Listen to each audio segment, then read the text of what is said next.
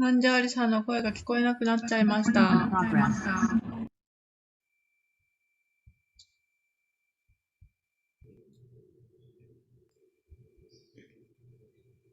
プチパクです。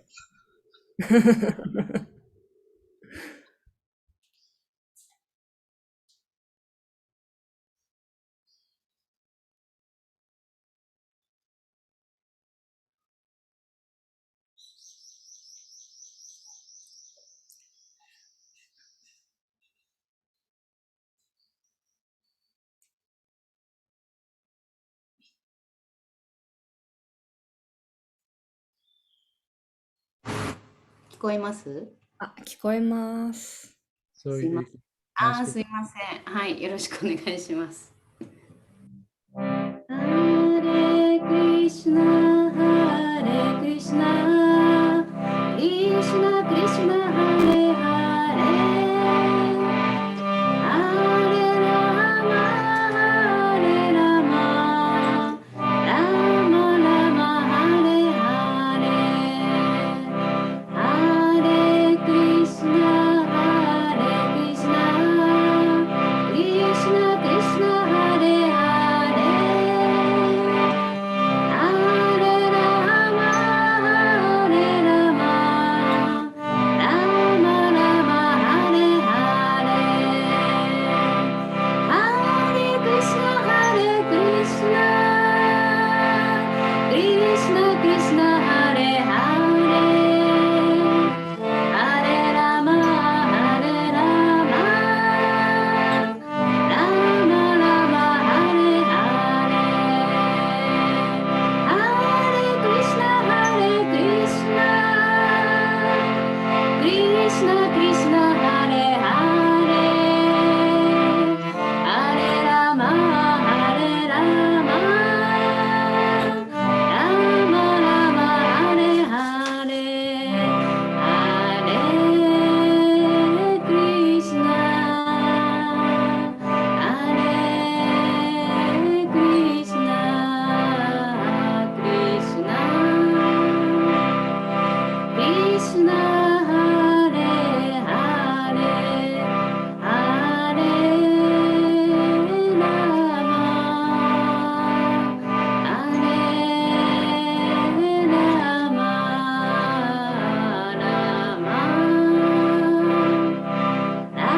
マ、ラマ、ハレハレ、ハレクリシュナ、ハレクリシュナ、クリシュナ、クリシュナ、ハレハレ、ハレラマ、ハレラマ、ラマ、ラマ、ハレハレ。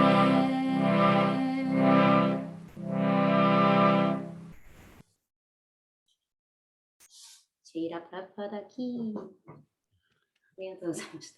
ありがとうございました。音が切れちゃって。Well, how's everyone? 皆さんいかがですか？今日この頃は。Welcome to our bi-monthly Bhagavad Gita class. 月2回のバガバダギータクラスにようこそ。I hope everyone is genki and healthy. 皆さんが元気で健康であることをお祈りしております。So today we're on Bhagavad Gita 321. 今日はバガバダギータの第3章21節ですね。Krishna's been talking about karma yoga. クリシュナはカルマヨガの話をしてます。Which is one of the basic practices to realize oneself and one's relationship with God, which that's what the word yoga actually means. で、ヨガとそのクリシュナとの関係の中のヨガじゃない、本当の自分自身とクリシュナとの関係の中の本来の自分というものを、学ぶ。そのクリシュナとのつながりという意味が、ヨガという意味になりますね。Yeah, I mean, that's what the そのこと word につい yoga て means. クリシュナがお話ししています。 Yeah, so connecting with the Lord or realizing our connection with the Lord through our activities. 私たちの活動によってクリシュナとのつながりを悟ること、あるいはそれがヨガという意味ですね。失礼しました。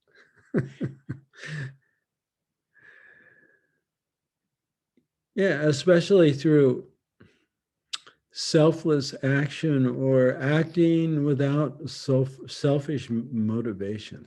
特にその私利私欲のない動機でもってその活動をすることです。Which is really a very high state of consciousness. それはその意識の非常に高い段階にもあります。So everyone begins somewhere in yoga. 誰もがね、そのヨガをするときにはどこかの時点から始めなきゃいけないですよね。Yeah. So in the beginning, just like learning to walk, we're not very strong and we don't have very good balance. ヨガを修練していく上で最初のうちはね、その歩くのと同じようにあまりうまく歩けないし、あまりその足腰も強くない。そういう状態から始めます。Yeah, so being able to act without selfish motivation requires a higher level of consciousness. 私利私欲のない状態、そういうより高い意識での活動をするということは、やっぱりある程度の訓練が必要になります。Because we have to be able to observe our own heart and what our motivations are. というのは自分の心の中を見たり、あるいはその自分の動機が一体何であるかということを見る目がなくてはならないからです。So in the beginning, we don't.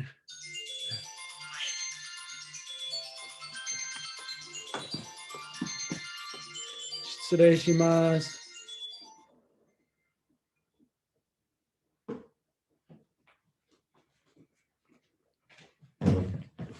Our ability to introspect is in the beginning, our ability to introspect and observe our heart is not very great. 最初の頃はその自分の心の中をちゃんと観察してどんなことを考えているかということを観察する力というのはまだとても弱いです。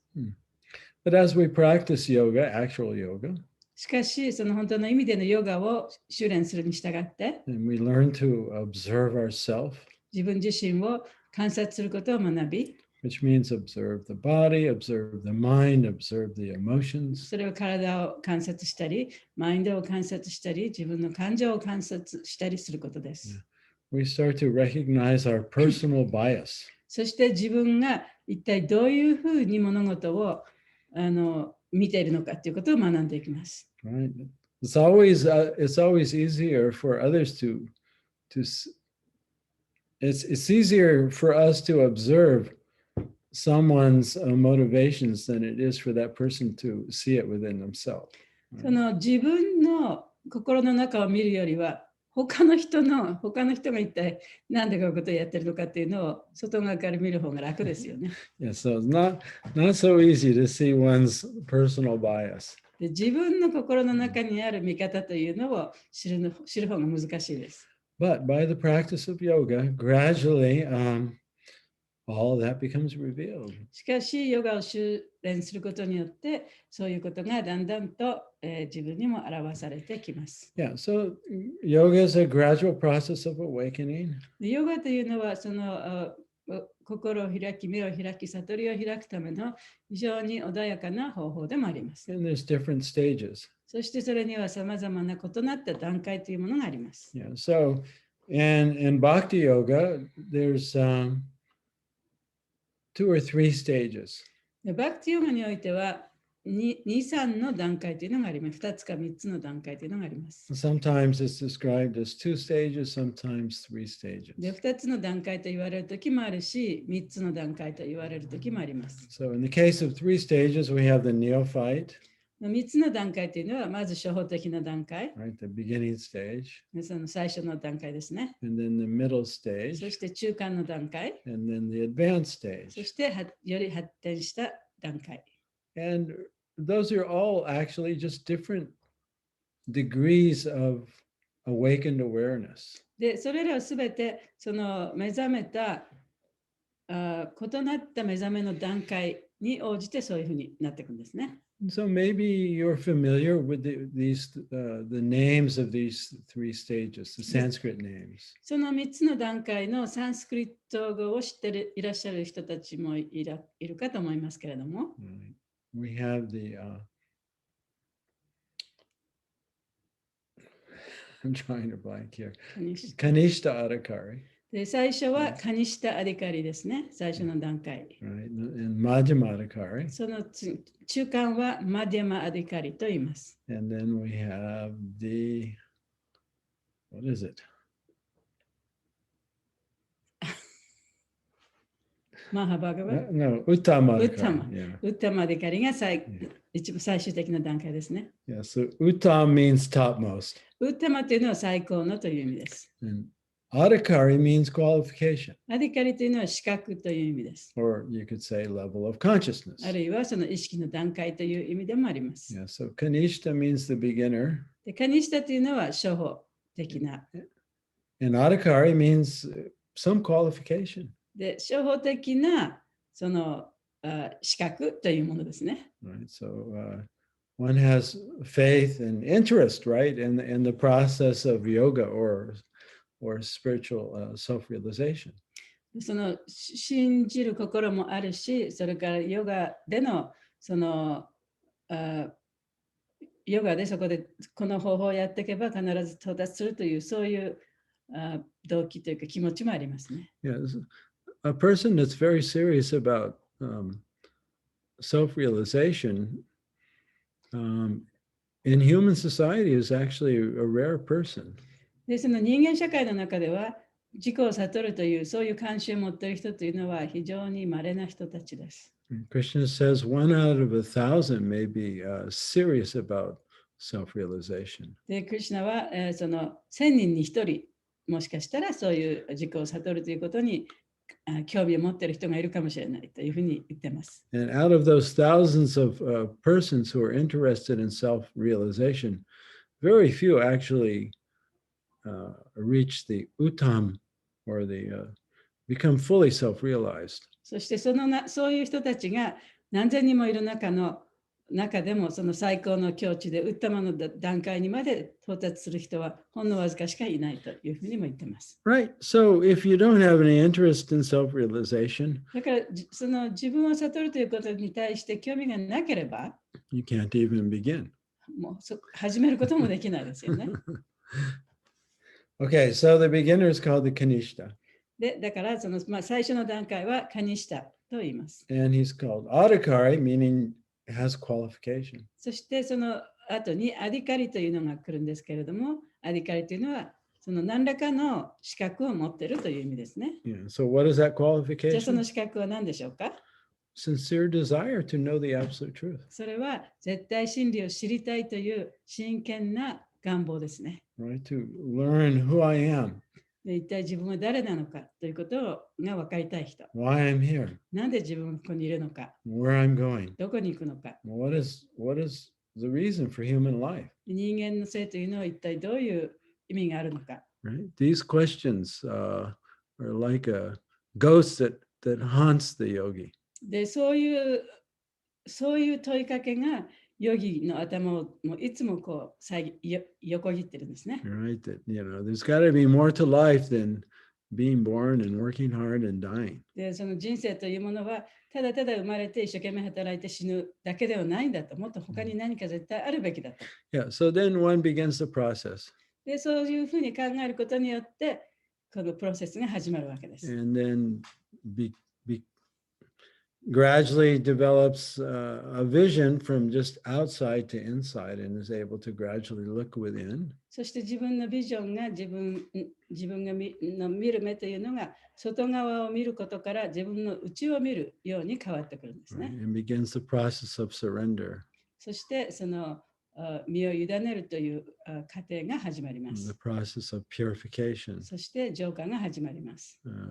Taking responsibility for one's own inner environment. それは自分の心の中の環境を環境に対して自分が責任を持つということでもあります。Right? And you begin to control the mind and the senses. で、マインドや感覚をコントロールして、 And you're following some regulations, some sadhana, some practice. そしてそのサダナ、要するにその定期的な修練を続けていくということですね。 Rules and regulations. でそれはさまざまな規則であったり原則であったりします。 Getting up, taking bath, 朝早く起きて沐浴をして、 practicing meditation, 瞑想を修練して、 self-inquiry, で自分に対するいろいろな問いかけをしてみる。 and selfless service, karma yoga. そしてその私利私欲のない行動をする。それがカルマヨガですね。 And then gradually one becomes very advanced でそうすることによってだんだんと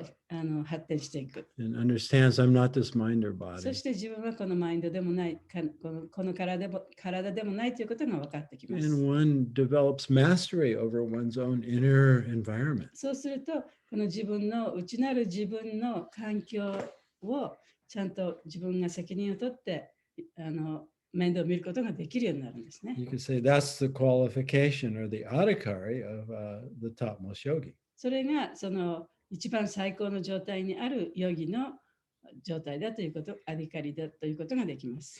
So there's 3 stages, but also we could say there's 2 stages.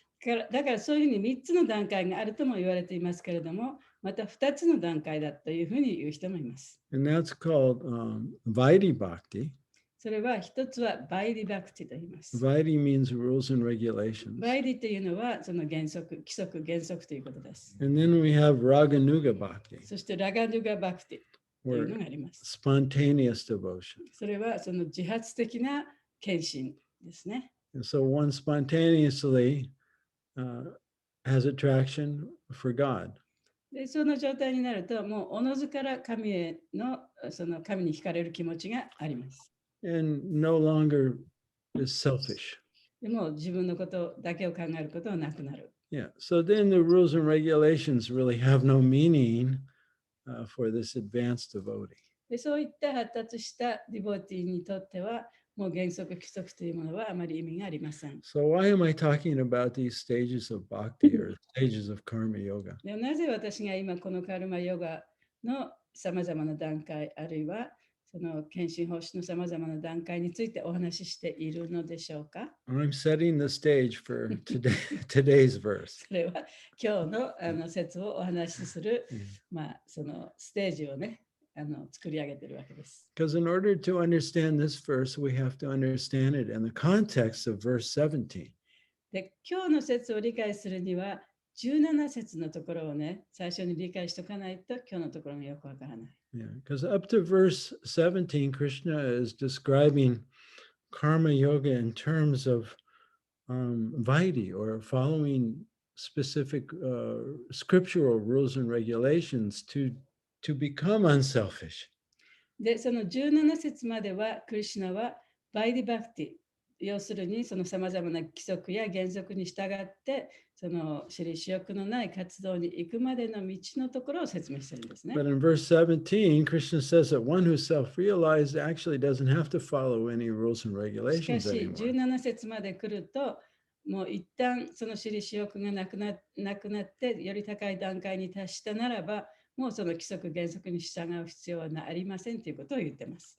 Because he's no longer conditioned by selfishness. でというとは、その人はもうすでにその自分のためだけにやるというね、そういう習慣がなくなっているからです。 So let's look at verse 17 and then we'll look at today's verse 21. したがって17節をまず最初に見て、それから21節を読んでみますね。どなたか読んでくださいね。Krishna says, but for 誰 one, 読んでくれますか？はい、かいちゃん。 verse 17, Krishna says, but for one who takes pleasure in the self, whose human life is one of self-realization, and who is satisfied in the self only, fully satiated, for him there is no duty. だが、自己の本性を楽しみ、自己を悟ることだけに生き、自己のうちで完全に満ち足りている人には、もはやなすべき義務はない。Right. So the topmost devotee, その最高の地位にあるディボーティーというのは、you don't have to ask that devotee to follow the four regulator principles. その人にね、じゃあ、4つの規則に従ってくださいって言う必要ないんですね。He would automatically do that, even if no one ever told him to do that. というのは、その人は誰かにそういうふうに言われなくてももうすでにやってるから。Because he's aware that the universal law is to treat everyone as you'd want to be treated. というのは、もうそういう人っていうのは、もうその世界全体の規則としてね、宇宙の規則として、その自分にやってほしいように他の人に対してもやらなきゃいけないっていうことをちゃんと知ってるから。And he's aware that everyone's self is the same self. そして全ての人は皆同じだということも知っているから。Right? So there's no question of an advanced yogi, having illicit sex or taking intoxication or killing animals or gambling. だからそのより発達した人が肉食をして動物を殺したり、ギャンブルをしたり、不法なセックスをしたり、ことをするね、糖水物を取ったり、ことをすることがもはやそういうことをしてないからですね、すでに。Yeah. And there's no necessity for such a devotee to chant 16 rounds every day. で、そういうディボーティーにとっては、毎日16章を唱える必要もなくなります。Right? I'm sure the gopis they don't chant 16 rounds. ね、多分ゴーピーたちも16章は唱えてないでしょう。Because they're always absorbed and aware of God. っていうのは、いつも彼女たちは神様のことを考え、その神のことだけに心が没頭しているからです。Right? It's like you don't have to practice thinking about your lover. 自分のその恋する恋人のことを考える練習をしなくてもいいということですよね。You can't help thinking about him or her. その恋人のことを考える、もう考えなくてはいられなくなってしまっている、そういう状態だから。Yeah, so let's read verse 17 again. じゃあもう一回17節読んでくださいね。But for one who takes pleasure in the self, whose human life is one of self-realization and is satisfied in the self only, fully satiated, for him there is no duty. だが、自己の本性を楽しみ、自己を悟ることだけに生き、自己のうちで完全に満ち足りている人には、もはやなすべき義務はない。Right? So one is already happy within. 自分のだから心の中でもすでにハッピーになっている人というのは、He no longer mistakenly believes that happiness can be found in anyone or anything outside of oneself. でそういう人っていうのはその自分の外に幸せを求めることは絶対ないと。もうそういうところに幸せがあるということを、幸せがないということをちゃんと知ってるから。Yeah, so normally we're doing our activities, we're trying to avoid pain and get pleasure. で、私たちがそのいろんなことをやるときには、結局痛みを避けて、そしてその喜びをね、自分のものとするためにいろんなことをやるわけですよね。Right? And we're trying to control the outside environment so that we feel happy within. そして外側の環境をいろいろ整えて、そうすることによって自分の心の中のハッピー、幸福感を得ようとしてる。Right? We dress a certain way so people will think we're pretty. ね、綺麗な洋服を着て他の人に綺麗だって思われたいとか。Yeah, and if somebody compliments how we're dressed in a nice way, then we feel good inside. で、他の人にそのことを褒められるとね、やっぱ心の中がやっぱり嬉しくなる。Conversely, we're afraid being disrespected or criticized how we look. で、同時にだからこそ私たちはその他の人から批判されたり、悪いことを言われたりするのは常にこう恐れてなきゃいけない。Right? So we have to make sure we wear the right kind of clothes to the right function. だからちゃんとした出るべき時にはちゃんとした格好で出なきゃいけないとかね。So we're motivated by pleasure and fear. そうやって喜びと恐れというもの、それを動機にしてさまざまなことを自分はやってるわけですよね。Wanting the pleasure of being accepted. 他の人から受け入れてもらえるという喜び and fearing を望んだ rejection. り、そして否定的なこと、あるいは拒絶されたりしないように、いろんなことをやるわけですよね。So our house is built on that quicksand.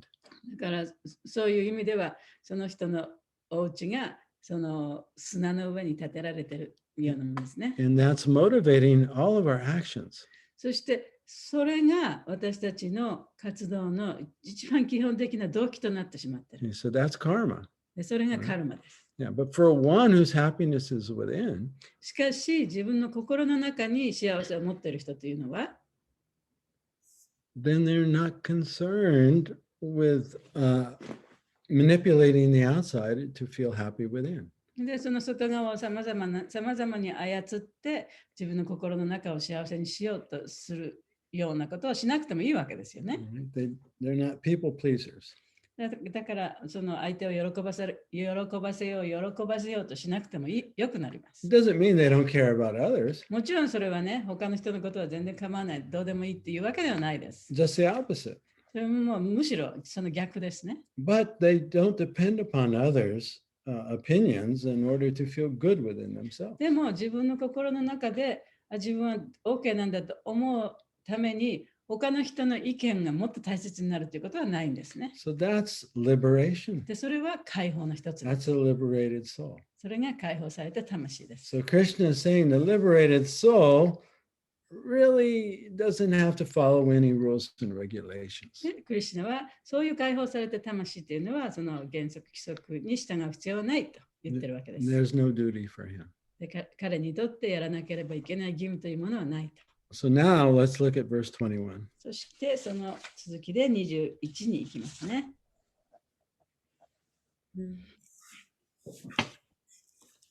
This is quite a famous verse. これとても有名な説でもあります。So let's read the Sanskrit, the word for word, translation, and purport. でサンスクリット語、それから言葉の訳、翻訳、解説といきます。Yada yada acharati shreshtas tad tad evatoro jana sayat pramanam gurute lokas tad anuvartate yat yat whatever. やってや何々であることは何でも。Acharati, he does. アチュラティ、彼はする。Shreshta, a respectable leader. シュレシタ、尊敬に値する指導者。Tat, that. た、何々であること。Tat, and that alone. た、そしてそれのみ。Eva, certainly. えは確かに。Itara, common. いたら、一般の。Jana, person. じゃな、人。Sa, he. さあ、彼。 Yat, whichever. や、何々であることはどれでも。Pramanam, example. プラマーナン、模範。Kurute, does perform. フルテ、行う。 Loka, all the world. ローカ、全世界。Tat, that. た、何々であること。Anavartate, follows in the footsteps. アヌバルタテ、即席に従う。Translation. Whatever action a great man performs, common men follow. And whatever standards he sets by exemplary acts, all the world pursues. 何事によらず、偉人の行ったことに庶民はつき従っていくものだ。彼が立派な行為で模範を示せば、世界中がその道をたどることとなる。Report. People in general always require a leader who can teach the public by practical behavior. 一般的に人というものは実践的な行動によって教えてくれる指導者をいつも求めている。A leader cannot teach the public to stop smoking if he himself smokes. 自分でタバコを吸うようなリーダーが大衆に禁煙を教えることなどできない。Lord Chaitanya said that a teacher should behave properly before he begins teaching. 教師たるもの、人に教える前に、まず自らの態度を改めよ、と主チャイタニャはおっしゃった。One who teaches in this way is called acharya, or the ideal teacher. このような姿勢で人を導く者をアーチャーリャ、すなわち理想的な教師と呼ぶ。Therefore, a teacher must follow the principles of Shastra, scripture, to teach the common man. 故に、教師たる者が一般の人に教えるには、シャーストラ、経典の原則に従っていなくてはならない。The teacher cannot manufacture rules against the principles of revealed scriptures. 教師が啓示経典の原則に反して勝手な規則を作ることは許されないのである。The revealed scriptures, like the Manu Samhita and similar others, are considered the standard books to be followed by human society. マヌサンヒタなどの啓示経典は人間社会が従うべき権威ある書物であるとされている。Thus, the leader's teaching should be based on the principles of such standard shastras. 故に指導者が教えることは、このような定評あるシャーストラの原則に基づいてなくてはならない。One who desires to improve himself must follow the standard rules as they are practiced by the great teachers. 自己を高めたいと望む人は、偉大な教師たちが身をもって示した権威ある規則に従うべきである。That's a very important sentence. I'd like to repeat it again, maybe 3 times. この文章はとっても大切な文章なので3回繰り返します。One who desires to improve himself must follow the standard rules as they are practiced by the great teachers. 自己を高めたいと望む人は、偉大な教師たちが身をもって示した権威ある規則に従うべきである。もう一回。One who desires to improve himself must follow the standard rules as they are practiced by the great teachers. 自己を高めたいと望む人は、偉大な教師たちが身をもって示した権威ある規則に従うべきである。Srimad Bhagavatam also affirms that one should follow in the footsteps of great devotees, and that is the way of progress on the path of spiritual realization. シュリーマドバーガバタムでも、人は偉大な献身者の足跡に従うべきであり、そうすることが精神的な悟りを高めることになると確証している。So in this sentence, Prabhupada is referring to a verse in chapter 2 of the first canto. So we'll look at that in a moment. で、ここでプラバパットが引用されているのは、chapter 2 of canto 2? First canto. 第1巻、シリマッド・バガバタムの第1巻の第2章に書かれていることですね。で、それ後で見てみます。The king, or the executive head of state, the father, and the school teacher are all considered to be natural leaders of the innocent people in general. 一般の無垢な人々は、国王、国の頂点に立つ人、父親、学校の教師などは、生まれながらの指導者であると考える。Right? So we have the king, that's a natural leader. で、王様、国王というのは、指導者ですね。We have the father and also the mother. お父さん、お母さんもそうです。And then we have school teachers. で、学校の先生もそうです。you know, we have school teachers that have have influenced us very positively and also very negatively in some cases. 学校の先生の中でもね、私たちに非常にそのいい影響を与えた先生もいるし、悪い影響を与えた先生もいます。When I was in the 4th grade, it was discovered that I had dyslexia. で、ディスレクシアって日本語で何て言うか分かんないけど、文章を読んでるのに、なんか最後の方の文章が前に来ちゃったり、ガクンと落ちたりして、うまくまっすぐこう読めない人のことを言うんですけどね。そういう結果があるっていうことを4年生の時にね、それが分かりました、私の場合は。Yeah, and so my 4th grade teacher discovered that and pointed it out to my parents. で、私のその4年生の時の先生がね、それを見つけて、私の両親に話をしました。And I got help. And I had a very poor self-esteem because of that, because I couldn't learn at the same pace as everyone else. だからその時まではね、自分はうまくその本を読むことができなかった、そういう結果があったために。で、その後で、そのディスレクシアという、その、まあ、病気とは言えないですけれどもね、それを治す学校に行ったんですね。それでとてもそれが自分の大きなヘルプとなって。Anyway, this teacher's encouragement and the way she treated me really boosted my self-esteem. で、その先生が私にいろいろ励ましをくれたり、で、私にいろいろね、こう教えてくれたことは、私のね、そのセルフエスティームをとってもこう上げてくれた。自信がついたね。Because it had really fallen very low.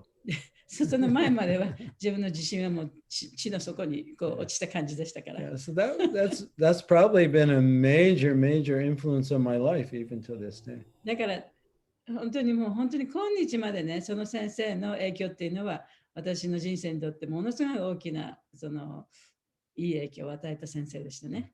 And conversely, when I was in the 2nd grade, でもそれと反対にね、私は2年生の時に、yeah, I've told you this story before. この話も前にしましたけれども、I didn't do my homework. で、宿題をやってこなかった。And the teacher scolded me in front of で、 everyone 先生がそのみんなの前で私は怒った。and made me wear a sign all day long that said, I am stupid. で、私はバカだっていうね、そのサインを首にかけられて、一日中それをかけてなきゃいけなかった。And that also has probably influenced me to this day. で、もちろんそのことも多分ね、今日まで私に影響を与えたことだと思います。Yeah, so the leaders in society, for better or for worse, our teachers, our parents, can influence us in very positive or very negative ways. だからその社会のリーダーたち、あるいは先生、両親、そういった人たちもその良くも悪くもね、子供にその大きな影響を、子供やそれに従う人たちに大きな影響を与えてしまうわけですね。So this sentence is so true. だからこの意味をついてると思います。So let's just finish the last sentence. じゃあ最後のところを見ましょうね。All such natural leaders have a great responsibility to their dependents. Therefore, they must be conversant with the standard books and moral spiritual codes. そのような天性の指導者は自分を頼りにしている人々に対して大きな責任を負っているのであるから、道徳に関しても精神的なことに関しても基準となる書物に精通していなくてはならない。End of the purport. 解説の終わりです。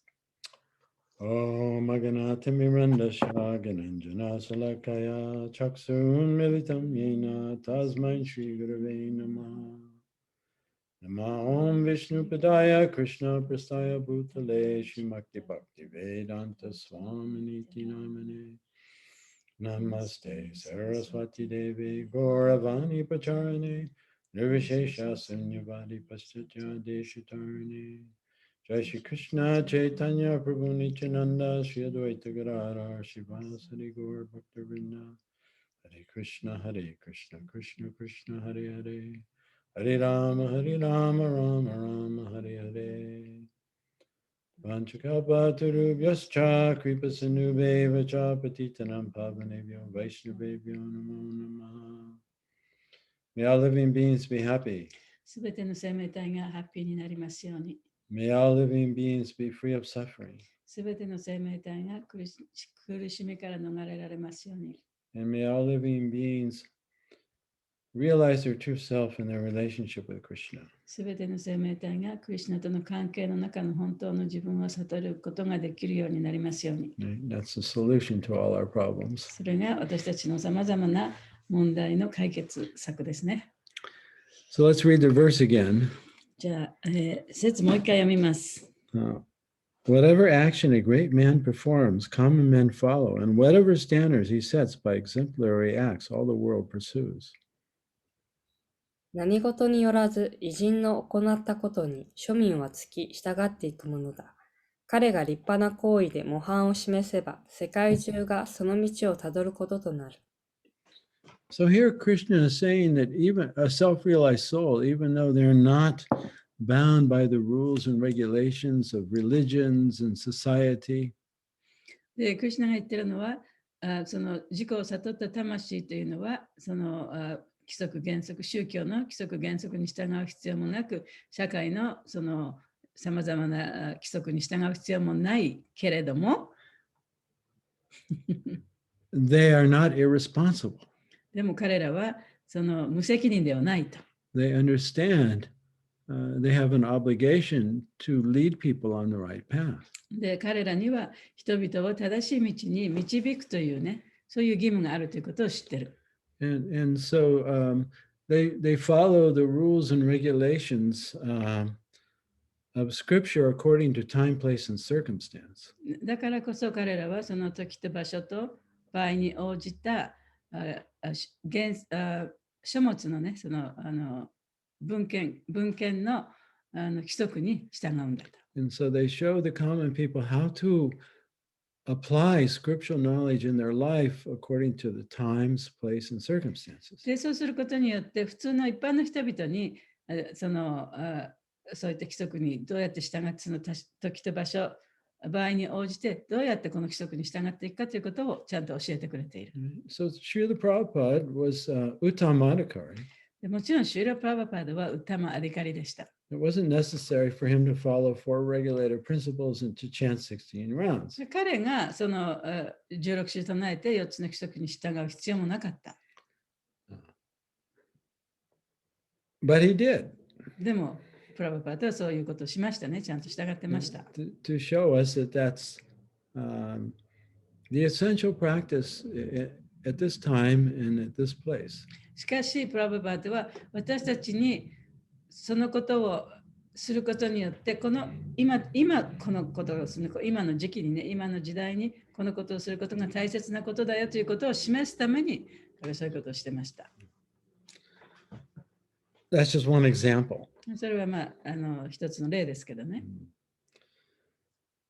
And so it's up to the acharya to apply the teachings according to the time, place, and circumstance. でだから、時と場所と場合に応じて、そのアチャリアが、what was it?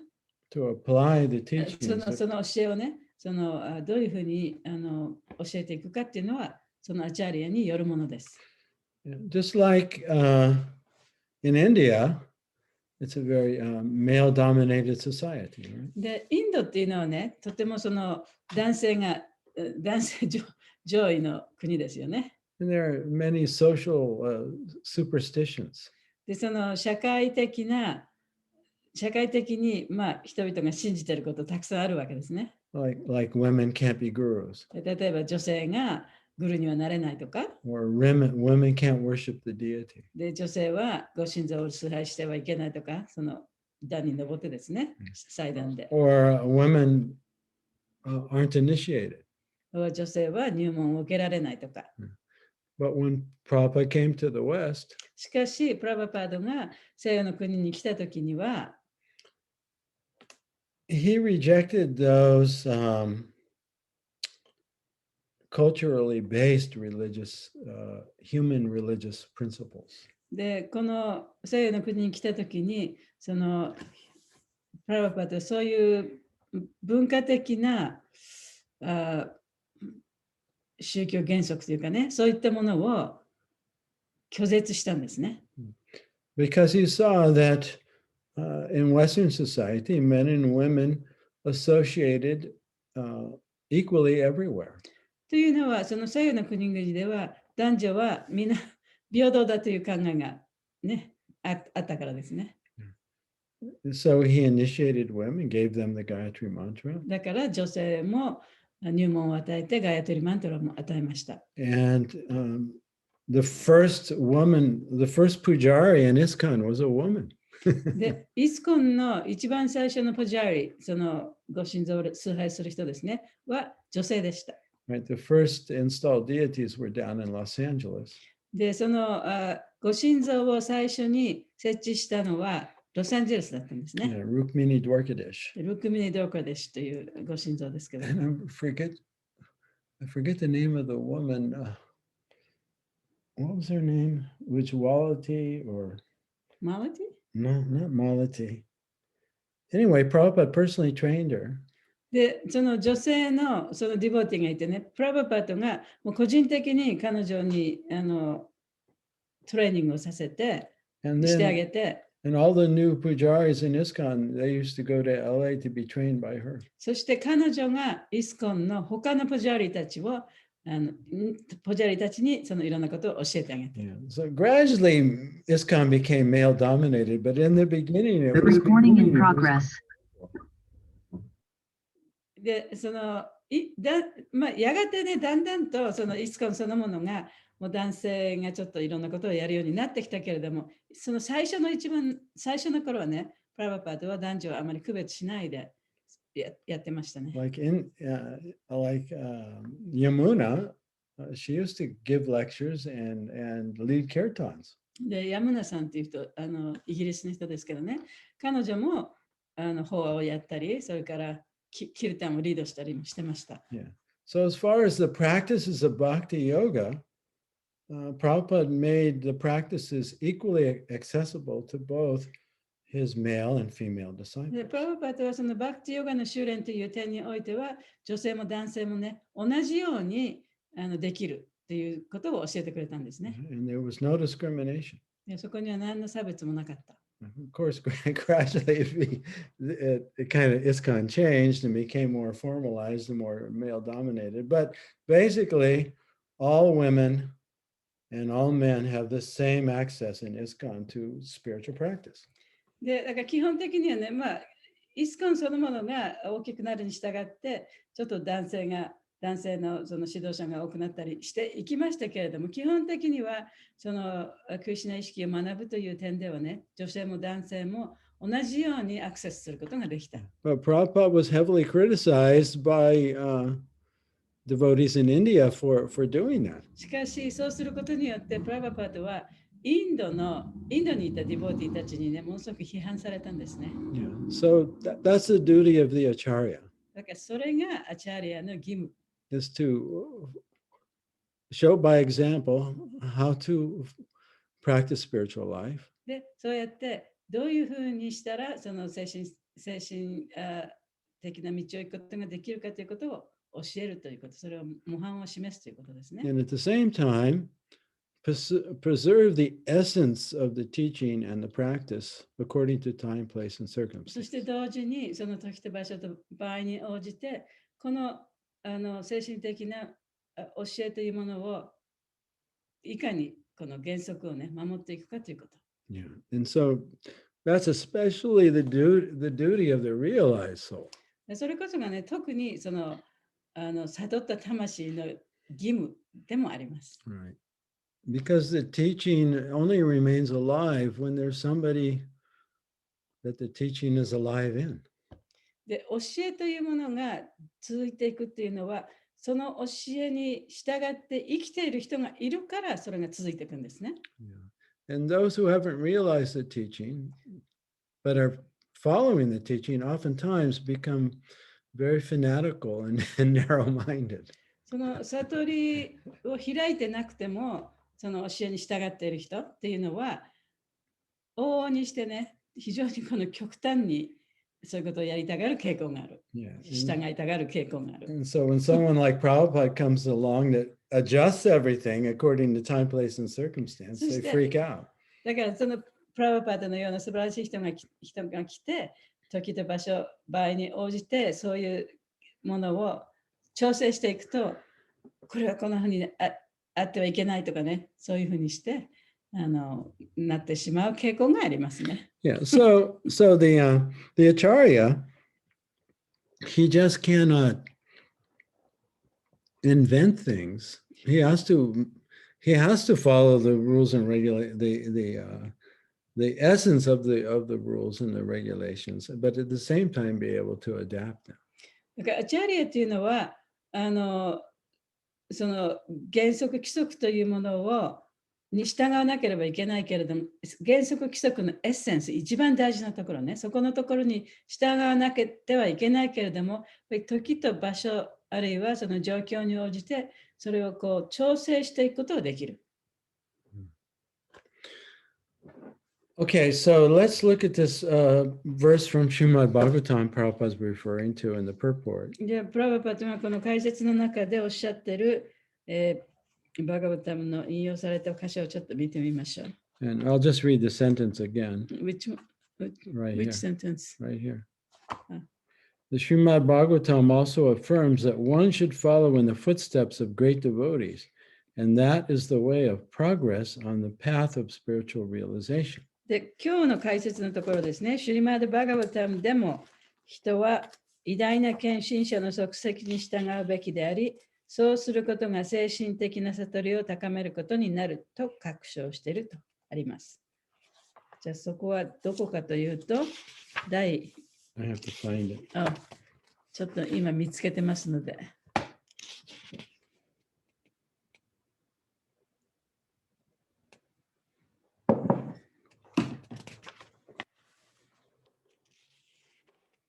Oops. No, I'm not going to find it here. Wait a second.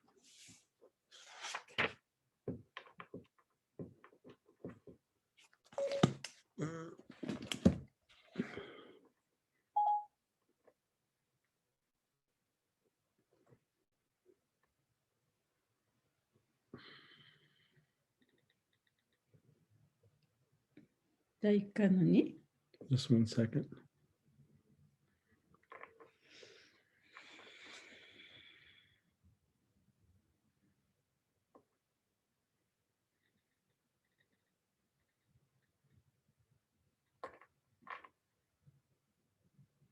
Oh, yeah. So this is Bhagavatam 1-25. これはシュリマッド・バガバタムの第1巻の2章の25節です。Which you don't really have in Japanese yet, I don't think. どうでしょう、日本語にもう訳されてますかしらね。第1巻の2章。まだAnyway, you can just jot it down and look it up later. じゃあそれナンバーだけ書いておいて、後で自分でね、勉強してみてもいいです。And you can use the Google Translate. そうそう、Google トランスレーション見れば、日本語で訳になって出てきますね。Yeah, so it works, it's good enough, you know. まあ大体ね、意味わかると思います。So anyway, here's the verse. はい。Bejire munayo tagre, bhagavatam anhoksajam, sattvam visudam shemaya, kalpante yenu taniha.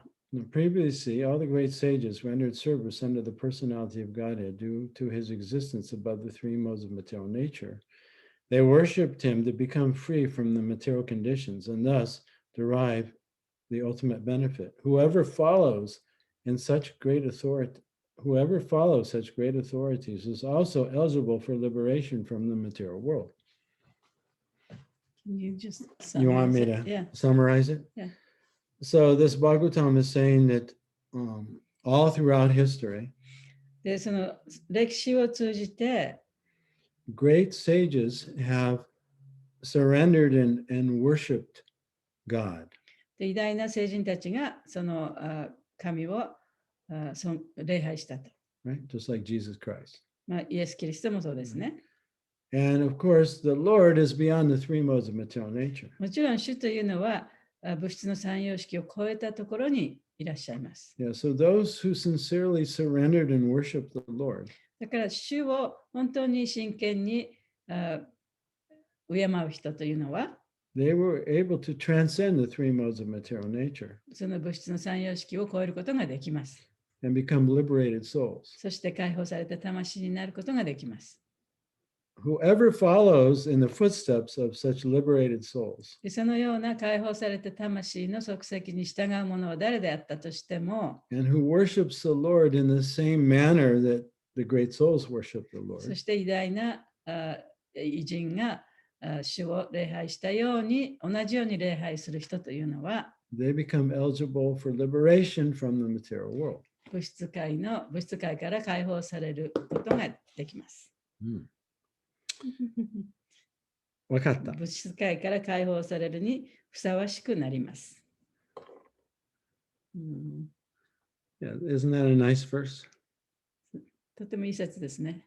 Yeah. So, how does that apply to today's verse? じゃあ、この説は今日の説を見るとどういうふうに関連性があるんでしょうかね。Yeah. So, a liberated soul is not obligated to follow the rules and regulations of Scripture. で解放された魂というのは、その文献にある規則原則に従う必要はないと。However, they always follow the rules and regulations of Scripture to benefit others. しかしながら、他の人のために文献にある原則に従っている。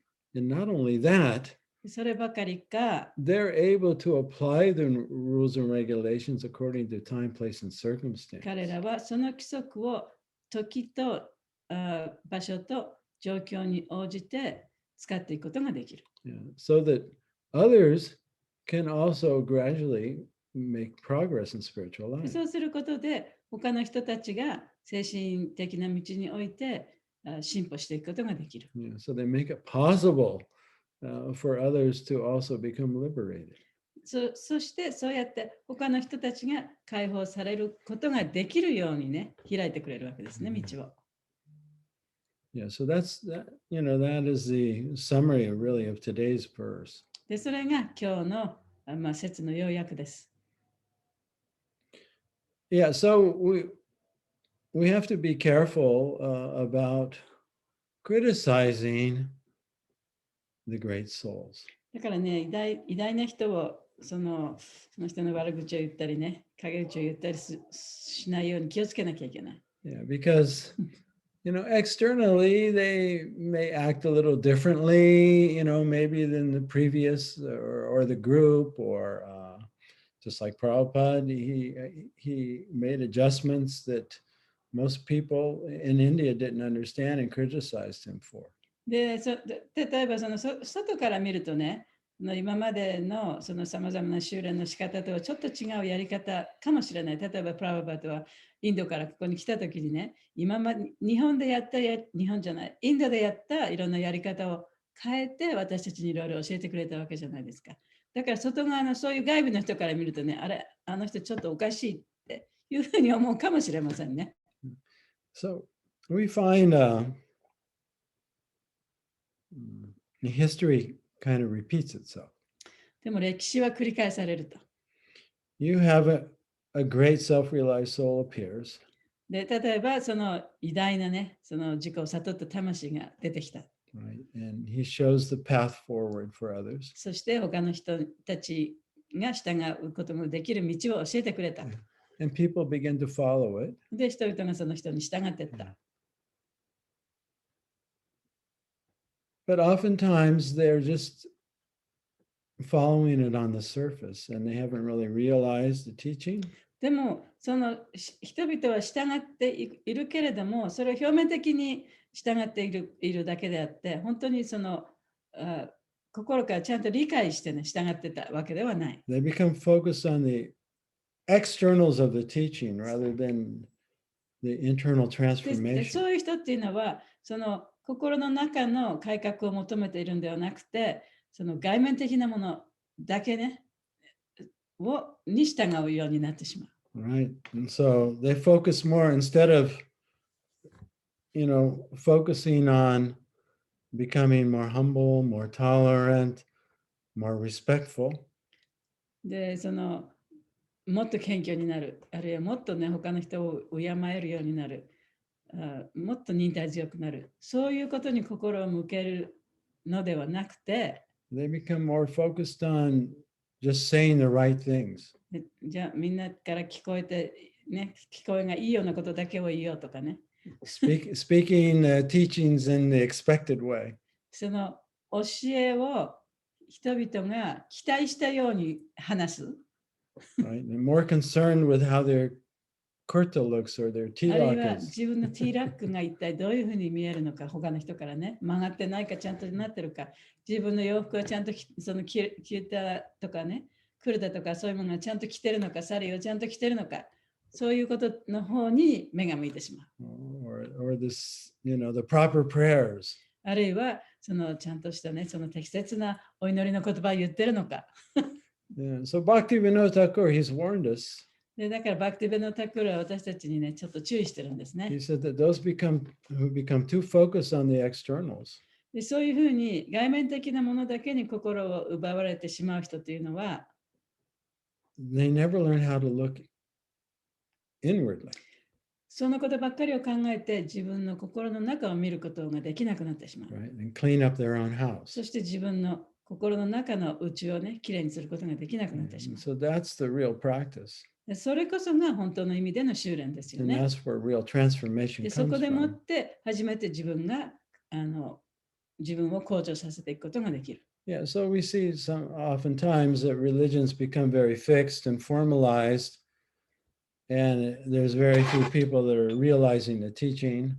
でまあね、宗教って宗教そのものが非常にもう固定的なものになって、そしてまあ正式なものになってくると、その形だけを追い求める人っていうのが増えてきてしまうね。And then a revivalist comes along.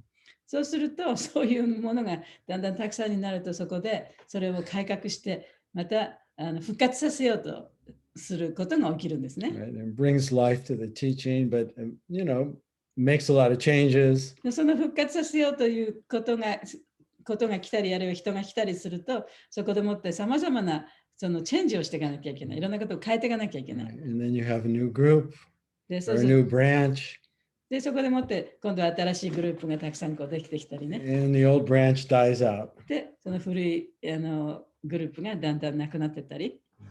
Yeah, so this is actually natural. This just occurs in history and in human で、そういう過 society. 程っていうのはね、やっぱり歴史の中で何回も何回も繰り返されていることなんですね。The teaching, in order for the teaching to remain alive, there has to be those who are actually living it and realizing it. その教えが生きながらえていく、続いていくのは、やっぱりその教えに従って生きている人たちがいなきゃいけないということです。So I'd like to share with you one of my favorite quotes from Bhaktisiddhanta, Srila Prabhupada's teacher.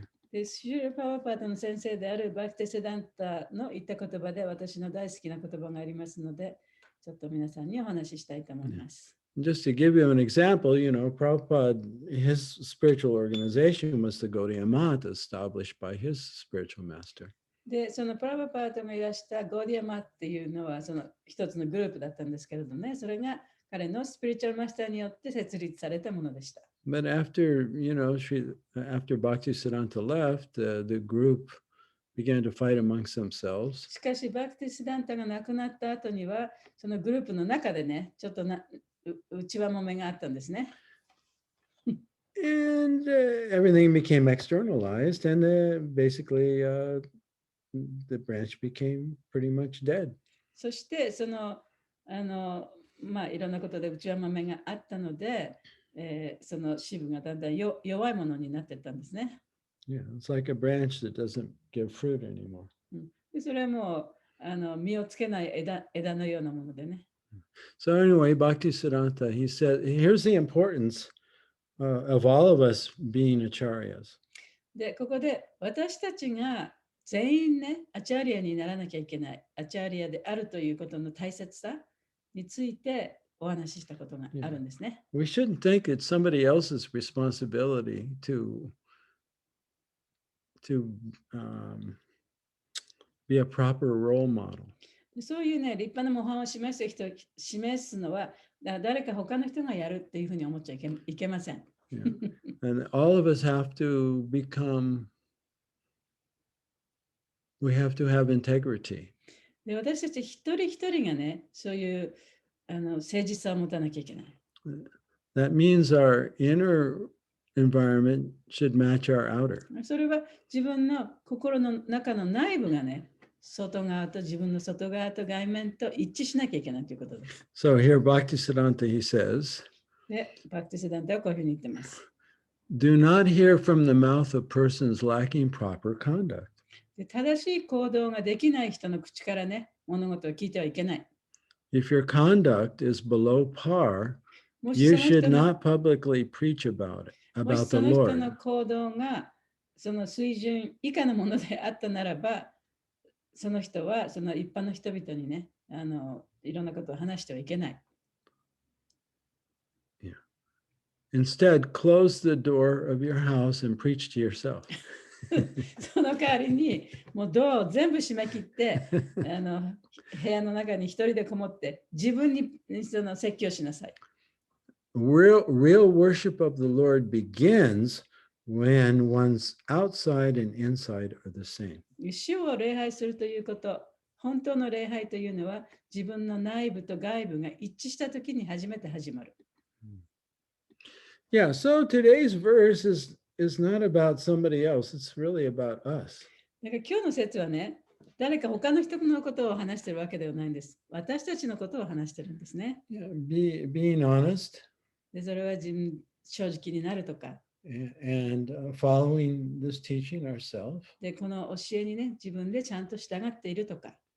And if we choose to share it with others, we should share it honestly according to our own capacity and not pretend to be something we're not.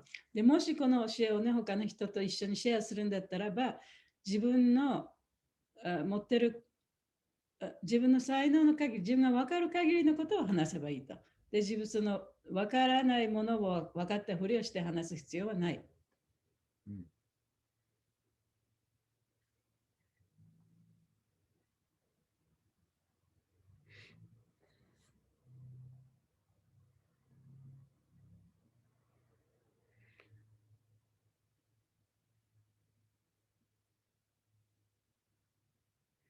どう思いますか？いかがでしょうか？いいと思います。わかる限りのことを話す。でもなんか、それに甘えて、自分はずっとバクティの入り口をずっと伝えさせていただいてるんですけど、どこかで向上心失ってこのままでいいかって思ってる自分がいるんですけど、それはそれで危険ですね。その模範は誰かが示してくれるだろうって思ってました。今立派な近親者がいっぱいいらっしゃるので、皆さんがいるからいいかみたいなってなってたなって。そういうことです。You have to share this teaching according to capacity, not more than that, you know. But sometimes you become complacent with that, and then you think, oh, you know, I can just do just this much, and this is enough. You know, somebody else can be showing that this wonderful quality, who has wonderful quality, can show the great examples. I don't have to do it. You become complacent.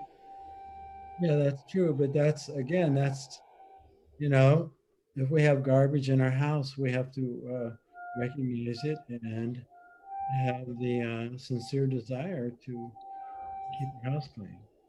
でもちろんね、私たちが例えば心の中にゴミがあればね、やっぱりそのゴミを取り除かなきゃいけないっていう、そういう真剣な気持ちがなきゃいけないですよね。Right. And nobody can take the garbage out of our house except for us. Nobody can recognize if it's there. そのゴミがこの心の中にあるなんていうのが分かるのは自分しかいない。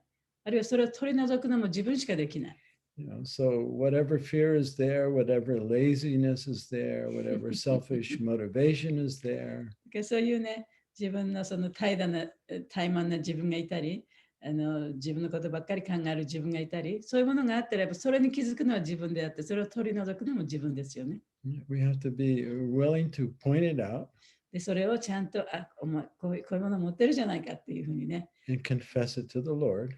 それにちゃんと気がついて、それをちゃんと主に告白して、And ask Him to help us toss this stuff out. そしてそのゴミをね、取り除く助けを求めなきゃいけない。And that's the basic process that's lifelong. で、それこそが一生を通じてのもう基本的な修練ですよね。Right? We're always having to take out the garbage, aren't we?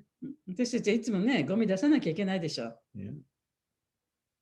And that's a continual process. Otherwise, your house piles up with junk and then you die a hoarder. でゴミを出さなければね、うち中にゴミがたまって、ゴミ屋敷の中で死んでいくことになりますね。Yeah, so whatever it is you see within yourself, whether it's laziness or fear or comparing yourself to others, those things are always going to come up as long as we have this human ego. でもちろんだから私たちはこの人間のエゴがある限りね、この心の中で自分は十分じゃないとか、自分はうまくできないとか、そういった恐れとかね、その怠慢な気持ちとか、そういうものがあるわけじゃないですか、みんな。です。But we have this desire to become our real self. でも、本当は自分は本来の自分になりたいという望みがあるからみんなこれやってるわけでしょ。And we want to act in a way that's pleasing to the Lord. そして主に喜んでもらうためにいろんなことをしたいと思ってるわけじゃないですか。So that we can come closer to Him. で、そうすることによって、主とより近くなれると。And the Lord is living in our house with us. で、主は私たちの心の中のお家に私たちと一緒に住んでるわけですよね。So when the gomi piles up and starts stinking, the Lord's also living there with that. その心の中のうちにゴミが溜まって臭くなったらそこに主がいるわけじゃないですか。So, sometimes it seems overwhelming, but we just have to have this intention and this strong desire for freedom and liberation. だからもう本当にもういっぱいいっぱいで何もできないっていう状態にそういうふうに感じる時もあるかもしれないけれども、常にね、やっぱり自分はその解放されたいという望み、純粋になりたいという望みをずっとやっぱり持ち続けていかなきゃいけない。Right? And to be very, very honest. そして正直になるというね。And to know the Lord sees everything. そして主は全部をご存知だということをね、ちゃんと知ってなきゃいけない。Yeah, so better just confess. There's no need to hide it. だから隠す必要何もないね。すべてをご存知ですから。だから隠すよりもちゃんと主に言った方がいいですね。Yeah. And naturally, as you become happy, that becomes your motivation for wanting to share this teaching with others. そして当然ね、その自分が心の中がハッピーになればね、じゃあこのハッピーをやっぱりみんなとシェアしたいという気持ちが当然湧いてくるはずです。Right, as opposed to wanting to impress others or, be the proper devotee or whatever. その誰から見てもね、いいディボーティーみたいに見せたいとか、あるいは他の人にね、感心してもらいたいとか、そういう動機でなくてね、私はこんなにハッピーなんだ、だからこういう話をしてあげようっていうふうになっていくんですね。One is liberation, the other is bondage.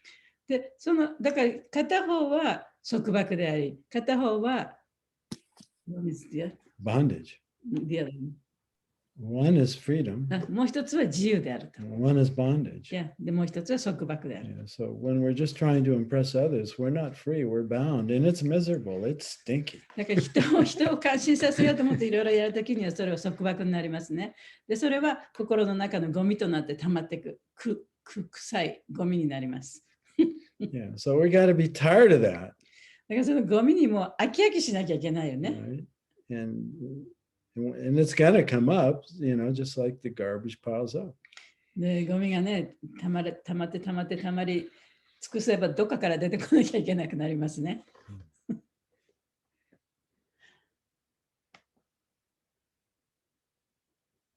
Need to go to the bathroom. ちょっと失礼します。ちょっと、お手洗い。ちょっと待って。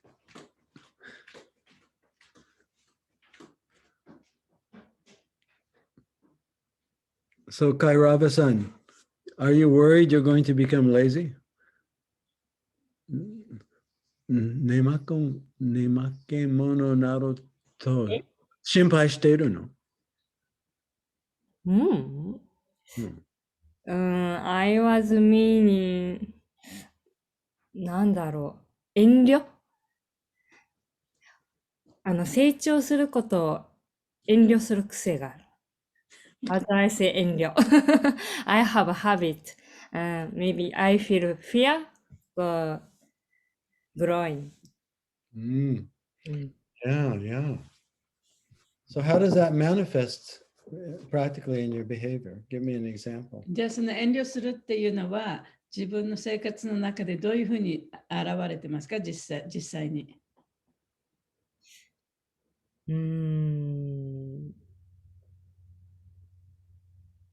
わざと怠惰になろうとしている。To become more lazy. Yeah, for example. Intentionally. 例えば For example, I stop shower morning. And what is the reason? 理由はでもこれはリールレイジーですね。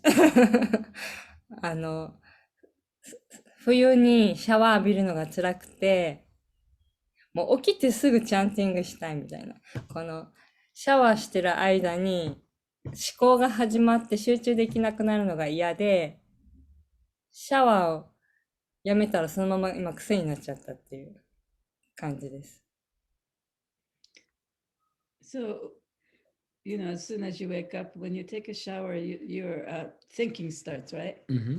But she'd rather just get up and then chant without having any thoughts coming into her head. That became like custom. Oh, well, that seems like a good motivation. So But you're not. I thought she was not taking a shower because she's afraid that if she took a shower, then she would become a more advanced devotee, and she doesn't want to do that.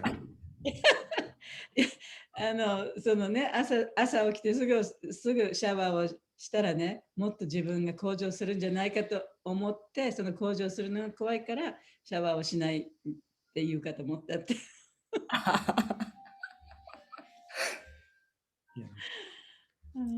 Yeah, so these kind of things, they're not that important. It depends on the circumstance.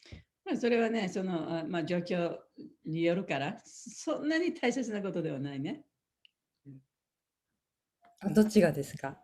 Yeah, well, 朝起きてすぐシャワー浴びるとか浴びないとかっていうことは。そうですか。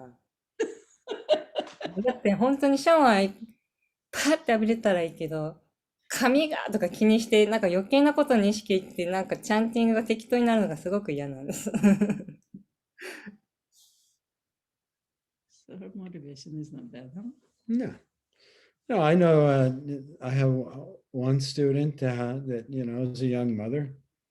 で、私のその生徒さんの中に一人ね、若いお母さんなんですけどね、います。Yeah, and it's much easier for her to just get up and do her chanting without taking time to take a shower and all these things. で、彼女にしたら、そのやっぱり朝起きてね、すぐチャンティングを始めるのがやっぱりその生活しやすいんですよね、子供がいるから。Yeah, because she can relax because she knows she has that time. She doesn't worry. で、その間に子供のことを面倒見なくてもいいし、心配しなくてもいい。ちゃんとチャンティングできる。But if she gets up and takes a shower and does all of this and that, there's half an hour goes by and she's lost her window and she worries and then she can't peacefully. 朝朝早く起きてちゃんとシャワーを浴びてるうちに30分かかったり1時間かかったりするといろんなことが起きてきてね。で、ちゃんとその本当に平穏にチャンティングができなくなっちゃう。だから彼女は起きてすぐチャンティングをすると。So in that case, which is more important? だからそういう場合で一体じゃあ大事なのはどっちなんですかね。Yeah, that's the kind of thing, where we have to be able to adjust our own life according to the phase we're in and what's going on. だからそれはね、その自分が人生の中で一体どういう状態にあって何をしているのかっていうことに応じて自分で調整していける点ですよね。絶対それをしないとあなたはもうディボティじゃなくなるっていうようなもんではないじゃない。But I don't think you want to sabotage your devotional life, right? Because you're afraid of being too successful. だから自分がね、本当に成功を収めすぎたら困ると思って、その自分のね、献身的な生活をサボタージュするっていうわけではないでしょ。But it's true, some people, not only devotionally, but otherwise, they sabotage themselves because they're afraid of success. That's true. Oh, look at that. Oh, で、その成功するのを恐れてね、やっぱり自分の生活をね、サボタージュする時もありますけどね、そういう人もいますけどね。今、うちのね、ハチドリのね、ところに真っ黄色の鳥が来てて、とっても綺麗な鳥が来てるんだ I've けど。never seen that before. 初めて見た。すごい。カメラ移動して見れるんですか、私たちも。あ、飛んじゃった。飛んじゃった。見えた？見えなかったです。見なかった？ I've never seen that before. 私は見たことあるけど。That's usually just only hummingbirds go there. 普通、ハチドリしか来ないんだけどね。あんなでっかくて真っ黄色と黄色と黒の鳥が来てた。すみません、話がそれました。でもなんかいい兆しですね。Auspicious sign. もう今の話聞いて安心しました。So she was relieved. The thing is whatever is going on inside, if we bring it to consciousness, then it can no longer impede us. だから心の中に起こっていることをね、ちゃんと自分の意識の上に出してあげれば、それが自分を邪魔することはなくなるね。It's not that we have to get rid of anything. We just have to see it for what it is. だから心の中にあるそういう気持ちというのをね、なくそうと思うんではなくて、あるなっていうことに気づかなきゃいけない。それでいいんですね。Yeah, so it's the light and the shadow. As soon as the light comes on, the shadow of the light of consciousness comes onto the shadow gradually just dissipates. というのはね、その光があるところには影がない。その意識という光を当てることで、それに気がつくっていうことは意識という光を当てるっていうことなんですね。そうするとそれがその影の部分がなくなっていく。If you start to see an obvious pattern, で、自分にそういうね、もう本当に明らかなパターンがあると、それが分かったならば、then you have to confess it to the Lord and ask Him for help. そしたらもう神様にお願いしてねと、助けてくださいと。And other things will just disappear as soon as you see them. でも、そういうことが何回も繰り返されていなければ、それをちゃんと見てあげることによって自然と消えていきます。But our willingness to, see the fault, だから自分の欠点をちゃんと見れるというね、そういう強さがなきゃいけないね。and be with the pain of discomfort and because it's uncomfortable to see the fault, で right? そういう欠陥を見るっていうことはやっぱりちょっと不快ですよね。その不快感をそこにちゃんと置いておける。And we have to be with that discomfort, that shame or guilt or の恥ずかしさだとか、あるいはそのギルティのフィーリングね、罪深いなんか悪いことしたんじゃないかなっていう罪悪感。罪悪感とかね、そういったものが自分の中にあるっていうのはとても不快なことですよね。Rather than just reacting to it right away, we have to be with it and really look at で it. そういう不快な感情が出てきたときに、ダメだってこう押し込んだり、こんなことを考えちゃダメだ、感じたらダメだっていうよりは、その感情とともに一緒にそこに置いておける。Right. So that light of consciousness, that's our garbage disposal. で、そうやってその意識の光を当てるっていうことは、それが私たちのガーベージディスポーザル、日本にあるかないかわかんないけど、ゴミをね、ガーってこう機械で回して小さくして水で流す機械があるんですよね、キッチンなんかに。それの機械だと。Over and over. それが何回も何回もそれをやっていけばいいですね。That's the stage of what's called anarta nirvriti. それがアナルタニルビティの段階だと。Right, seeing all of our illusions, our で attachments, 自分の幻想だとか自分の執着などをちゃんと見てあげて、 and then surrendering them to the で Lord. それを主にお任せすると。And that's, unless we see it and we're willing to let it go, then it'll stay there. でそれをちゃんと見てあげて、それを手放すという気持ちがなければ、ずっとそこにあり続けますからね。Because we have free will, で私たちには自由意志というものがあるから。 and the Lord doesn't interfere with our free で will. 主は私たちのその自由意志というものを尊重してくれている。それを邪魔することはない。 Yeah, so surrender means willingness to let go. だからその身を委ねるということは、それを手放すね。手放すという気持ちがあるということですね。 Right? We don't want to hold on to this gomi. でそういうゴミを持ち続けたいっていう気持ちをね、なくすということですけど。 But in order to get rid of the gomi, then you have to deal with the smell, right? でもゴミを捨てるときには、そのゴミの臭いのを我慢しながら捨てなきゃいけない。 And some people are attached to gomi, でもそのゴミにものすごく執着している人もいますよ and ね。 they don't want to let it go. でそれを捨てることできない人がい So る。 then what can the Lord do? じゃあそしたら主はどうしてくれるんでしょうか？ Nothing, 何もできない。 because he won't interfere with our free will. というのは主は私たちの自由意志を邪魔することはないから。 But if we're willing to let it go, でも自分が捨てたいと思っているならば、 then the Lord is there to help. で主は私たちを助けてください。 So that takes higher consciousness. We have to be able to look and see and then to let だ go. からそうやってね、自分がちゃんとそういうものを観察して見ることができて、そしてそれを手放すことができるというのはやっぱりより高い意識が必要とされることなんですね。 Yeah, so even if it's fear of success. だからそれがたとえその成功に対する恐れであったとしてもね。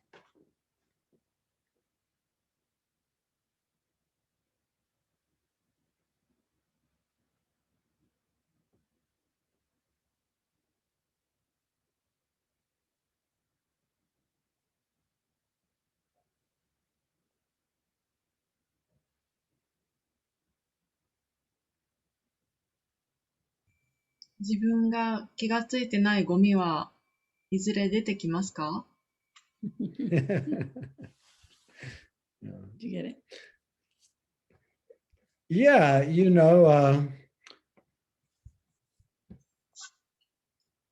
especially if we can pray to the Lord to reveal to us what's hidden that we need to see. で、その自分で見なきゃいけないものは一体何か、それに書かれている何かがあるんじゃないか、それを見せてくださいっていうふうに主にお祈りしてもいいですね。And sometimes it'll be, even if we don't have that prayer, で、たとえそういうふうにお祈りしないかったとしても、we may have dealt with an issue and we thought that we've dealt with it. で例えばもうそのいろんな問題が起きても、そのことは自分の中で解決したと思った問題がまた出てくるかもしれない。そんなこと言わなかった。問題があったとしてもね。Yeah, then something will happen in the environment to bring out, でも、 where we need to still work. だから自分がそこでもうこのことが終わったと思ったとしても、また何かが起こってね、自分の周りで何かが起こって、同じような問題が出てくることもある。Right? And then we get very humble. そしたらもう非常にね、謙虚にならざるを得ないですよね。Yeah. So the Lord is actually always there helping us. で、主はね、いつも私たちを助けるためにそこにいらっしゃってるんですよね。And so are the great acharyas and our guardian angels. 偉大なアチャリアたちもそうだし、守護霊さんたちもそうかもしれない。Yeah. And they know what our next step is and what we need to work だから on. そういう人たちは私たちの次のステップは一体何なのか、どの方向に自分が行くべきかということをちゃんと分かってらっしゃるんですね。And so initially, when the challenges come before us, we think, wow, this is too big of a challenge. I'm not ready for this one. で、最初にそういうチャレンジが自分のところにやってくると、ああ、こんな大変なことは私はとっても乗り越えられないと思うかもしれない。But it wouldn't have happened unless we were actually ready. でも、そういうことは私たちの準備ができていなければ絶対に自分のところにはやってこないはずなんですね。But we can all look at our life in hindsight and see that, oh, I needed to go through that in order to understand what I understand now. でも自分のね、やっぱり人生を振り返ると、あんなことがあったから今日の今の自分がいるんだっていうふうに思えることがたくさんあると思います。Yeah, so without these life challenges, there's no growth. だからそういうね、大きな人生のさまざまな障害がなければね、やっぱり向上していくこともないかもしれないですね。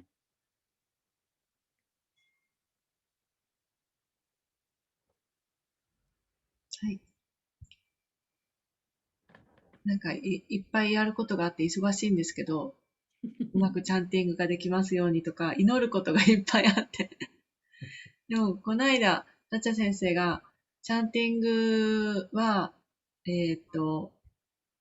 自分が浄化されたいから、浄化され、私のことを浄化するためにチャンティングをするのではなくて、主の栄光を称えるため、ちょっと言葉が違ったんですけど、チャンティングっていうのは、自分を浄化するためにやるんじゃないよ。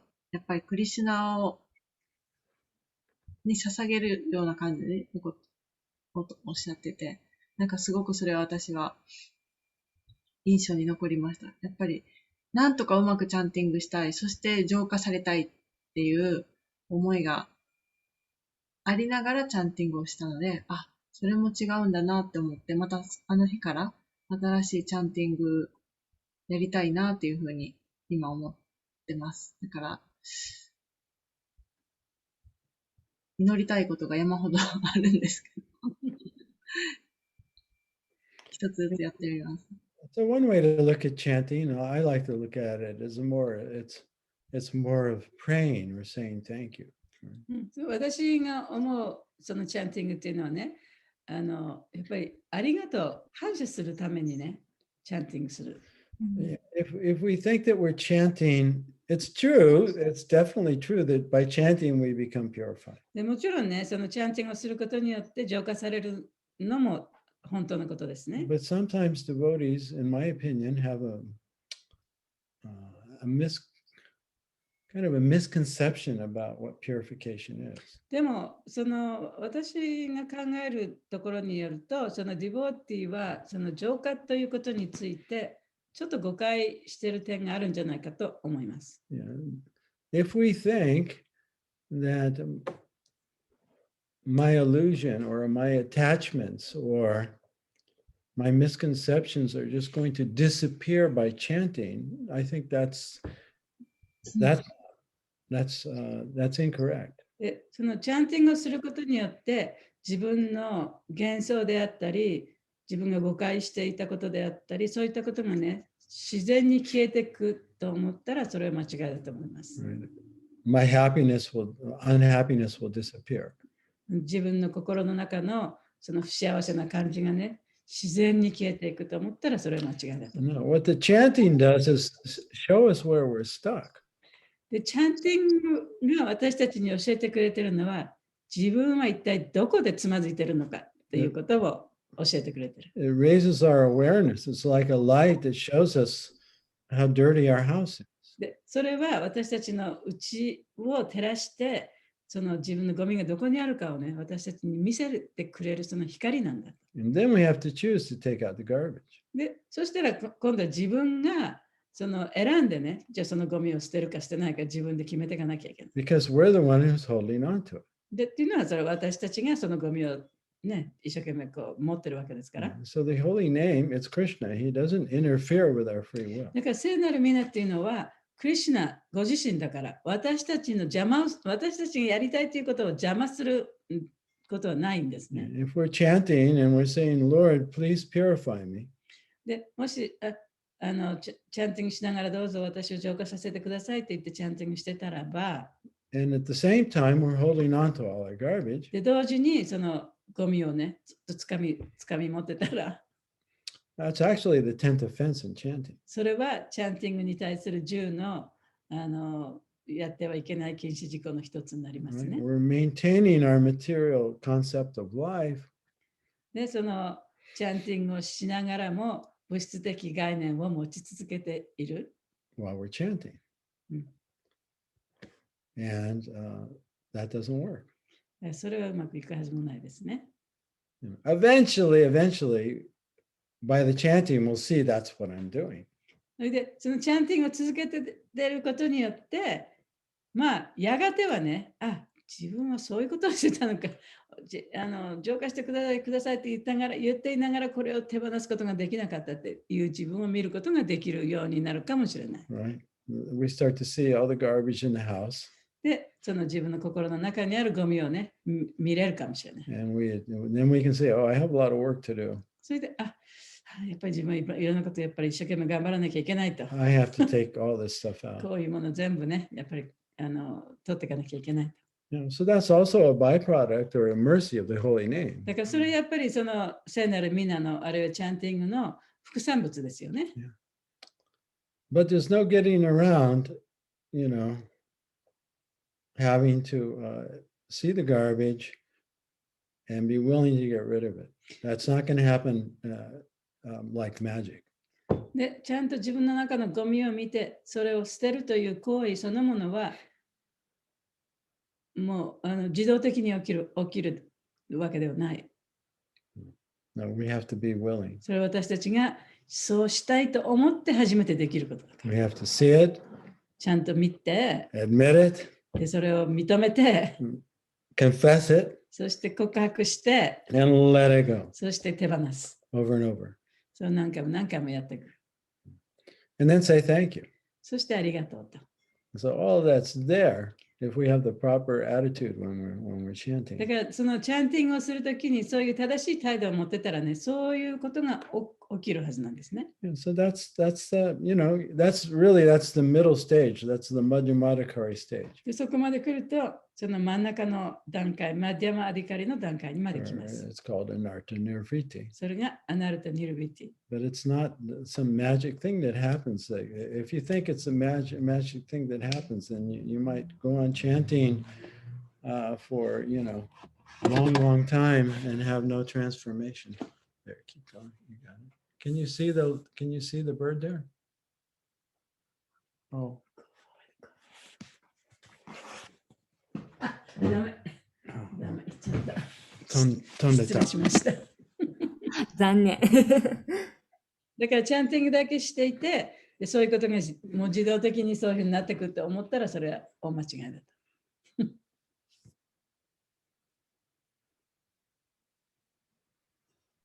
すいません。私もゴミがいっぱいあるのに気づいて、手放したくないって執着してたり握りしめてるんですけど、それを手放すっていうのは告白することによって手放せるようになるんですか？ Give me the last part. He says, so by confessing the Lord that I have this gomi, then can you let go by confessing? Well, being able to see the gomi. まずそのゴミを見ることができると。 And ようにならなきゃいけない that ね。 takes higher consciousness. で、ゴミを見るということは、やっぱりその意識が高まらないとゴミを見れない。Right? If you don't know it's there, you can't even get rid of it. ゴミがそこにあるって分からなければそれを捨てることできないですよね。 So that is a very important step でそこが本当に大切なステップの一つです。 that requires a lot of higher consciousness, a lot of sincerity. 非常にその真剣さも必要だし、高い意識も必要だと。And then confessing it to the Lord そして increases the consciousness. そして主に告白することによってその意識をさらに増大させる。Yeah. And even if it's something that you're not willing to let go of yet. で、そこで自分は手放せないと。今はここで握りしめていたいと思ったとしても、That even is higher consciousness. What? To admit that you're not willing to let it そこ go. でもって自分はここで手放したくない自分がいるということが分かるということは、その意識がもっと高いところにあるということですね。See, all of these steps are more and more light. で、そういうステップ、そういう段階というのは、more and more light。Yeah, it's lighter. The darkness is dissipating. You're seeing も more っと and もっとそ more. の明るい場所に出ていくということになるんですね。Yeah, and eventually you will want to let it go. で、そうすることによって、もうだんだんとやがてはやっぱりいらなかったなと捨てられるようになる。And the Lord will help you. で、そこでもって主がちゃんと助けてくださる。And then you'll be tested. それからその後で試練があるんですね。You sure you want to let it go? 本当に捨てたいのかという試練が。Let's make sure. 絶対そうか、ちょっと調べてみましょうと。Yeah, so it's okay to admit that you don't want to let something go. で、やっぱりこれは絶対自分捨てたくないっていうこと、そういうものがあるっていうふうにね、自分で自覚するのもそれは OK なんですよね。See, and then gradually you start to see, oh, what's going on in here has nothing to do with out there. It's all me. で、そうすることによって、外側でいろんなことが起こってるけれども、それは別に私に関して誰かがやってることじゃなくて、それは私の中にあるものなんだということが分かってくる。Right? I'm the one making myself angry when somebody doesn't do what I don't want or what I want them to 私が do. 望まないことをね、誰かがやったからといって怒るのは自分なんだと。あるいは自分がやってほしいことをやってくれなかったということでもって動揺したり怒ったりするのは自分の中にあることなんだということがだんだん分かってくる。Yeah, that's my expectation. でそれがその相手の人にいろんなことを望むのがそれは私の期待なんだと。That's the cause of my その私の期 unhappiness. 待があるからこそ私はアンハッピーなんだと。 That's the garbage. でそれがゴミなんだ Yeah, よ。 so you're empowering yourself でそうやって自分にもう力を与えてるんですね。 every time you do that. でそれをやればやるほどそうやって自分に力が与えられる。 And you're increasing the light in that dark place. そしてそういう暗いジメジメした中にたくさんの光を、ね、入れていくことができる。So that's the purification of chanting. でだからその過程がチャンティングの浄化なんですね。It's seeing now what you couldn't see before. で自分がもっと前は分からなかったこと、それが見えるようになること。And then you have the power to let go. でそれが Eventually. 見えるようになると、やがてはそれを手放すことができる。